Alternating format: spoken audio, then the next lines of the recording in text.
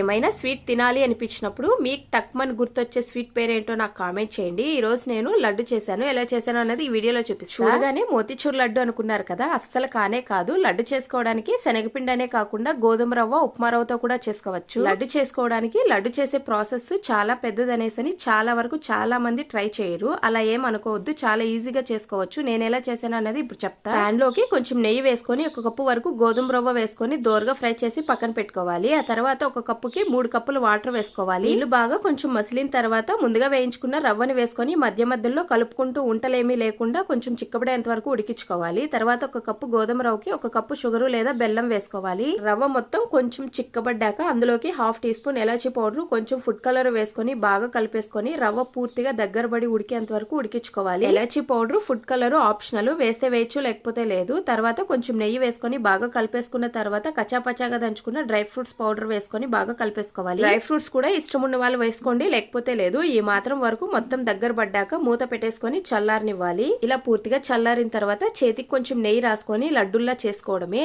అంతే, గోధుమ రవ్వతో చేసిన లడ్డు రెడీ అయిపోయినట్లే. కొంచెం హెల్తీగా ఏదైనా స్వీట్ తినాలి అనుకుంటే నేనైతే ఈ స్వీట్ అనే చెప్తాను. ఎవరైనా ట్రై చేయాలనుకుంటే ఖచ్చితంగా ఈ విధంగానే ట్రై చేయండి. టేస్ట్ చాలా బాగుంటుంది, మీకు నచ్చుతుంది, మీ ఇంట్లో వాళ్ళకి కూడా నచ్చుతుంది. లడ్డు టేస్ట్ అయితే చాలా బాగా వచ్చింది. నా వీడియో నచ్చితే లైక్ అండ్ షేర్, సబ్స్క్రైబ్ చేసుకోండి. Thanks for watching.